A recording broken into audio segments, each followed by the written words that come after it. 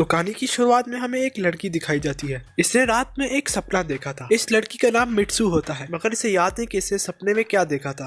तभी वो बाहर आती है अपनी नानो और अपनी सिस्टर के साथ ब्रेकफास्ट करने के लिए। मित्सु की मॉम की डेड हो गई है, जबकि उसके फादर उसको छोड़कर चले गए हैं। इसके फादर पहले पादरी थे, फिर वो शहर चले गए और शहर के मेयर बनने चाहते हैं। ये सब लोग ब्रेकफास्ट कर रही होती है। टीवी पर एक न्यूज आती है जिसपे बताया जाता है कि उनके गाँव में एक कॉमेट गिरेगा जिसका नाम वो धूमकेतु बताते हैं और कहते हैं धूमकेतु 1200 साल में एक ही बार आता है। वहाँ ये वार्निंग भी दी जाती है कि वो इनके शहर में गिर भी सकता है और इसे डिस्ट्रॉय भी कर सकता है। और मित्सु अब स्कूल चली जाती है। वो अपनी नोटबुक पर कुछ लिखा हुआ देखती है, हु आर यू।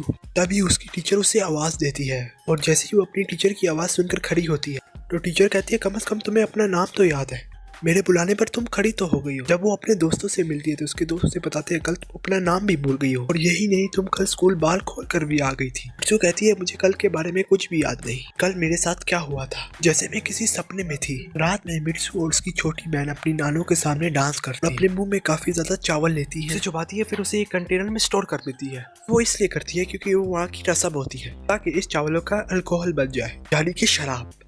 तो ये सब ये कर रही होती है तो इसके दोस्त से देख रहे होते हैं और उस पर हंस रहे होते हैं। मित्सु को ये सब कुछ अच्छा नहीं लगता होता, तो वहाँ की जिंदगी से बोर हो गई होती है, तो वहाँ पर रहना अच्छा नहीं लगता होता। और होते हुए चलाते हुए कहती है, अगले जन्म में मुझे टोक्यो शहर का एक स्मार्ट लड़का बनाना। बाद वो घर आती है और सो जाती है और जब वो सुबह उठती है तो वो एक स्मार्ट लड़का होती है जो कि टोक्यो शहर में रहता होता है। सब कुछ देखो वो बड़ी शौक थी कि ऐसा क्यों हो रहा है। पहले उसे ये लगता है कि एक सपना है, फिर वो स्कूल जाती है। इसमें वो अपने दोस्तों को नहीं पिछाती मगर दोस्तों से पिछान रहे होते हैं। सारे ये लोग मिलकर कैफे जाते हैं। तो ये लाइफ काफी अच्छी लग रही होती है कि मित्सु अपनी लाइफ से बोर हो चुकी होती है। वो अब काफी खुश थी कि उसे कुछ अलग करने को मिल रहा है। वो अपने दोस्तों से बात कर रही होती है, तब उसके मोबाइल में एक मैसेज आता है तो ये लिखा होता है कि तुम्हें काम के लिए देर हो गई है। ये अपने दोस्तों से कहती है कि मुझे काम पर जाना है। इसके दोस्त कहते हैं, हाँ तुम जा सकती हो। तभी वो अपने दोस्तों से ये कहती है, पर मैं काम कहाँ पर करती हूँ। ये सुनकर इसके फ्रेंड बड़े हैरान हो जाते हैं, पर उसे बताते हैं कि तुम कहाँ पर काम करती हो। मित्सु एक रेस्टोरेंट में काम करती होती है। वहाँ जाकर वो सारा काम खराब कर देती है क्योंकि उसे पता ही नहीं होता कि वहाँ काम कैसे करते हैं। मगर इसके बावजूद वो इस लाइफ को काफी एंजॉय कर रही होती है। रात को जब वो घर आती है तो सोने से पहले अपने हाथ पर मित्सुआ लिख देती है ताकि वो अगली सुबह उठे तो पहचान पाए। जब वो अगली सुबह उठती है तो वो अपने रियल फॉर्म में होती है, यानी कि मित्सु की फॉर्म में, और यानी अपने ही गाँव में थी। दूसरी तरफ वही लड़का उठता है जिसके हाथों में मित्सु लिखा होता है। उसे समझ ही नहीं आ रही होती कि ये मित्सु लिखा किस लिए गया है। एक्चुअली जब ये रात को सोते हैं तो ये दोनों अपनी बॉडी को बदल देते हैं। मित्सुआ तागे की शरीर में आ जाती है, तागे मित्सुआ के शरीर में आ जाता है। यहाँ से तागे गांव की जिंदगी जीता है और मित्सुआ तागे की बॉडी में जाकर शहर की जिंदगी जीती होती है। और जैसे जैसे टाइम गुजरता जाता है तो उनके आसपास के लोग उसे एहसास दिलाते रहते हैं, एक दिन पहले वो लोग क्या कर रहे थे। बताते हैं कि तुम पहले ऐसे थे ही नहीं, तुम कुछ अलग हरकतें कर रहे हो, कल तुम कुछ अलग हरकतें कर रहे थे। इन्हें भी यकीन हो जाता है कि कोई और इनकी बॉडी में आता है। ये लोग सोने के बाद एक दूसरे के लिए मैसेजेस छोड़ देते हैं। ये लोग दोनों एक दूसरे को समझाते हैं कि सारा सारा दिन उन्होंने क्या किया, क्या खाया, क्या पिया। ऐसे ही टाइम गुजरता जाता है तो आखिरकार वो दिन आ ही जाता है जिस दिन कॉमेट गिरना था। मित्सु तागे के लिए एक मैसेज छोड़कर गई थी, जो लड़की तुम्हारे साथ काम करती है मैंने उसके साथ डेट फिक्स कर दी है। ये पढ़कर तागे बहुत खुश होता है और उस लड़की से मिलने के लिए चला जाता है। पर अब मित्सु बड़ी सैड होती है क्योंकि वो आहिस्ता आहिस्ता तागे को पसंद करने लग जाती है। यहाँ तागे उस लड़की को मिलने जाता है। वो लड़की तागे से कहती है, मुझे ऐसे नहीं लगा कि कल मैं तुम्हारे साथ थी, ऐसे लगा कि कल तुम कहीं और थे और तुम बदले बदले हो, किसी और के बारे में सोच रहे थे। तागे वापिस आता है तो वो मित्सुआ के नोट पढ़ता है जिस पर उसने लिखा था कि आज रात तुम्हें आसमान पर धूमकेतु नजर आएगा। वो ऐसे ही करता है, वो आसमान पर देखता है मगर उसे कोई धूमकेतु नजर नहीं आता। और वो मित्सुआ को कॉल करता है मगर उसकी कॉल नहीं मिलती क्योंकि उसका नंबर नॉट रीचेबल था। जबकि यहाँ मित्सुआ आसमान पर देखती है, उसे धूमकेतु नजर आता है जो कि 2 पार्ट्स पर डिवाइड हो जाता है। के बाद दिखाया जाता है टाइम गुजरता जाता है, मित्सुआ तागे के शरीर में वापस नहीं जा रही थी। काफी परेशान था और उसे बहुत ज्यादा मिस भी करता है। वो चाहता है मित्सुआ से दोबारा मिले। उसे नहीं पता होता मित्सुआ का गांव कहाँ पर है। अपनी यादों से मित्सु के इस गांव का स्केच ड्रॉ करता है, कहाँ मंदिर होता था और कहाँ स्कूल होता था। पूरा एक स्केच ड्रॉ करता है ताकि वो इससे मिल सके। अपने 2 दोस्तों के साथ गांव को ढूंढने निकल जाता है मगर वो काफी ढूंढता है मगर वो मित्सु का गांव ढूंढ नहीं पाता। तभी वो थक हार कर वापस जाते हैं और एक रेस्टोरेंट में कुछ खा रहे होते हैं। तभी वहाँ पर एक शेफ आता है। अभी वो ताके के पास मित्सुओ के गांव की एक फोटो देखता है। ये तो वही गांव है जहाँ पर मेरी बर्थ हुई थी। ये सुनने के बाद ताके बहुत ज्यादा खुश हो जाता है। सुनकर कहता है हाँ हाँ मैं इसी गाँव में जाना चाहता हूँ। हाँ, और जब ये बाकी सब लोग ये बात सुनते हैं तो काफी हैरान हो जाते हैं। शेफ उन्हें बताते हैं इस गांव का नाम है इतमुरी। सबसे ज्यादा शॉकिंग न्यूज वो ये बताते हैं 2013 में ये गांव तबाह हो चुका था। इस गांव में धूमकेतु गिरा था जिसकी वजह से वहां रहने वाले तमाम लोग मर गए होते हैं।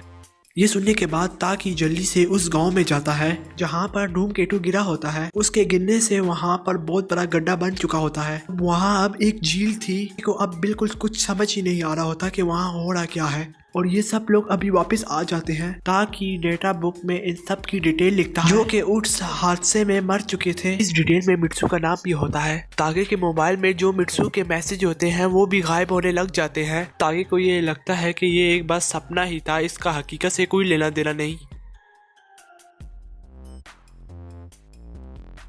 अभी नेक्स्ट सीन में ताके की फ्रेंड उसके पास आती है। इससे पूछती है जो तुमने हाथ में रिबन पहना हुआ है और ये तुमने क्यों पहना हुआ है, क्या ये तुम्हें किसी ने दिया था? तो ताके उसे बताता है वो 3 साल पहले एक लड़की से मिला था ट्रेन में और ये रिबन मुझे ट्रेन में उस लड़की ने ही दिया था। अब से मैं इसे लकी चार्म समझता हूँ और उसे हाथों में पहनता हूँ। इतना सब कुछ होने के बावजूद भी मैं इसे हाथों में पहनता हूँ। उसे जानना ही था आखिरकार उसके साथ ये सब कुछ क्या हो रहा है। अब वो उस मंदिर जाता है जिसपे मित्सुआ की सिस्टर के साथ जो जाता था, उनकी नानी को डांस दिखाता था। उसे ये भी याद था कि वहाँ जाकर वो चावल को चुबाता था, उसे एक बॉक्स में स्टोर करता था ताकि उससे अल्कोहल बना सके। वो उस जगह जाता है तो देखता है वहाँ पर सच में एक मंदिर होता है। उसे यकीन हो जाता है तो मैं देख रहा था वो एक सपना नहीं बल्कि हकीकत है। बस फर्क इतना था कि तागे 2016 में रहता था कि मित्सु 2013 में हुआ करती थी। ये दोनों अलग अलग टाइमलाइन में जी रहे होते हैं और ये दोनों एक दूसरे की बॉडी में आ जाते थे। जब ताकि मित्सुआ का कॉल कर रहा था का नंबर अनरीचेबल जा रहा था। इसकी वजह यही थी कि उस वक्त मित्सुआ मर चुकी थी। ताकि वहां पर वो बोतल ढूंढने लग जाता है जिसपे उसने चावल चुबा कर अल्कोहल बनने के लिए रखे थे। वो बोतल वहां पर मिल जाती है और वो जल्दी से उसे खोलकर पी लेता है। और पीने से पहले वो कहता है मैं एक चांस मांगता हूँ ताकि मैं सब कुछ ठीक कर सकूं। जैसे ही वो ये अल्कोहल पीता है तो उसके दिमाग में सब यादें रिमाइंड हो जाती हैं। जैसे कि उसे ये याद आ जाता है कि मित्सु ने अपनी तमाम लाइफ कैसे गुजारी थी गांव में। तो ये भी याद आता है जिस दिन उसने इस लड़की के साथ आगे की डेट फिक्स की थी, उस दिन वो बहुत ज्यादा दुखी थी। इसके अलावा वो टोक्यो भी आई थी और ट्रेन में टाकी से मिली भी थी, लेकिन तब टाकी ने इसे पहचाना भी नहीं था क्योंकि ये वक्त 2013 का था। उस वक्त मित्सुआ को नहीं जानता था। तब उस वक्त उसने अपने हाथ से बना और बालों का बना हुआ धागा दिया था। उसे अब तक अपने पास अपना लकी चार्म समझ कर रखता था। इसके बाद मित्सु काफी दुखी हो गई थी और अपने गांव वापस आ गई थी। तभी उनके गांव में धूमकेतु गिरता है और वो 2 पार्ट्स में डिवाइड हो जाता है और उनके पूरे गांव में मित्सुआ के साथ साथ सभी मारे जाते हैं। इस पे बताया जाता है तागी की फिर से आंख खुली है, वो मित्सु की बॉडी में होता है। ने अल्कोहल पीने से पहले कहा था मुझे एक और चांस चाहिए, जिसकी वजह से वो अब मित्सुआ की बॉडी में है। उसे फिर से एक चांस दिया गया है और ताकि अब देर ना करते हुए मित्सुआ के गांव में जाता है और जाकर अपनी नानी यानी कि मित्सुआ की नानी से मिलता है। कहता है आज कॉमेट हमारे गाँव में गिरने वाला है और हमें सबको बचाना होगा। उसकी नानी समझ आती है कि मित्सुआ की बॉडी में कोई और है और उसकी नानी उसे कहती है मुझे भी ऐसे सपने आते थे, तुम्हारी मॉम को भी ऐसे सपने आते थे। ये सब कुछ हमें अपनी फैमिली से हमें मिला है। अगर मैं इस सपनों के बारे में कुछ भी नहीं जानती, हाँ ये बस ये एक याद है या फिर दुमला सा कुछ एहसास था। अब ताकि समझ जाता है नानी तो ये बात ये नहीं समझ रही। ताकि सोचता है मैं यहाँ पर हूँ तो मेरी बॉडी में इस वक्त मित्सुआ होगी। और दूसरी तरफ ताकि को दिखाया जाता है जिसकी बॉडी में मित्सुआ होती है। मित्सुआ अपने गांव को देख रही है अगर उसे वहाँ पर सिर्फ तालाब ही नजर आ रहा है। तालाब इसलिए दिख रहा है क्योंकि वो अभी 2016 में है और ये समझ जाती है कि धूमकेतु हमारे गांव में गिरा था, इसकी वजह से हमारा गांव तबाह हो गया। तभी उसे ताकि की आवाज आती है और वो यहाँ पहुंच चुका था कि ताकि इस वक्त 2013 में था जबकि मित्सुआ 2016 में थी। ये दोनों अलग अलग टाइमलाइन में थे इसलिए दूसरे को देख नहीं सकते थे। तभी सूरज ढलने लग जाता है और शाम हो जाती है।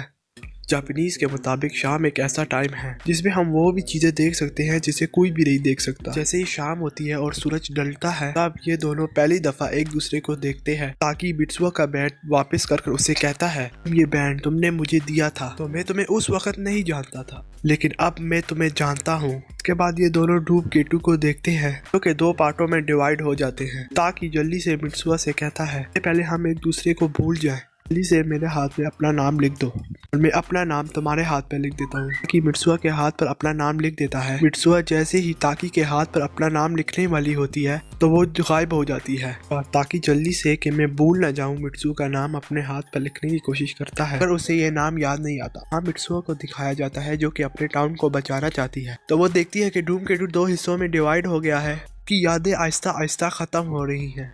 लेकिन वो जब अपने हाथों पर देखती है तो ताकि ने उसे लिखा होता है कि वो बहुत उसे पसंद करता है। मगर ताकि ने अपना नाम तो नहीं लिखा था, पर वो इसने ये लिखा था कि वो मित्सुआ को कितना पसंद करता है। मित्सुआ जल्दी से अपने पापा के पास जाती है और उन्हें कहती है मुझे इस गाँव को बचाना है। डूम केटू दो हिस्सों में डिवाइड हो चुका है, इससे पहले कि हमारा गाँव तबाह हो जाए हमें लोगों को बचाना ही होगा। क्योंकि मित्सुआ पहले भी अपने पापा को ये बात बता चुकी थी।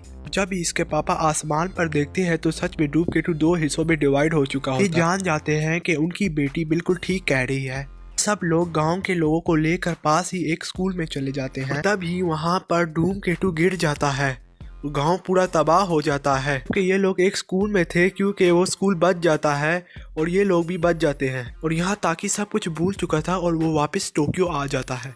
गुजरता जाता है और उसे कुछ याद नहीं था, उसे कुछ अधूरा अधूरा महसूस होता था, जैसे कि लाइफ में किसी न किसी चीज की कमी है। मित्सुआ भी अपनी फैमिली के साथ टोक्यो शिफ्ट हो जाती है। उसे भी कुछ ऐसा एहसास होता था कि उसे किसी न चीज की तलाश है। वो नहीं जानती थी आखिर न उसे किस चीज की तलाश है। एक दिन ये दोनों अलग अलग ट्रेन में सफर कर रहे थे। दोनों की ट्रेन जब आमने सामने से गुजरती है और जब ये एक दूसरे को देखते हैं तो इन्हें एहसास होता है हम दोनों वही है जिन्हें एक दूसरे की तलाश है। ये दोनों अपने अपने स्टेशन पर उतरते हैं तो ये दोनों एक दूसरे को पागलों की तरह ढूंढते हैं। दूसरे को ढूंढते ढूंढते इन्हें बहुत वक्त हो जाता है और आखिरकार वो ये दोनों ट्रेन पर जब एक दूसरे के सामने होते हैं तो ये दोनों बात नहीं करते। ये दोनों बात तो नहीं करते और एक दूसरे को क्रॉस कर देते हैं। लेकिन तभी ताकि से रहा नहीं जाता है और वो मित्सुआ से पूछती है कि हम कभी मिल चुके हैं। दोनों के आंखों में आंसू होते हैं। अभी ये दोनों एक दूसरे से कहते हैं व्हाट इज योर नेम, और यहाँ पर हमारी मूवी एंड हो जाती है व्हाट इज योर नेम। तो कहानी की शुरुआत में हमें एक लड़की दिखाई जाती है। इसने रात में एक सपना देखा था। इस लड़की का नाम मित्सुआ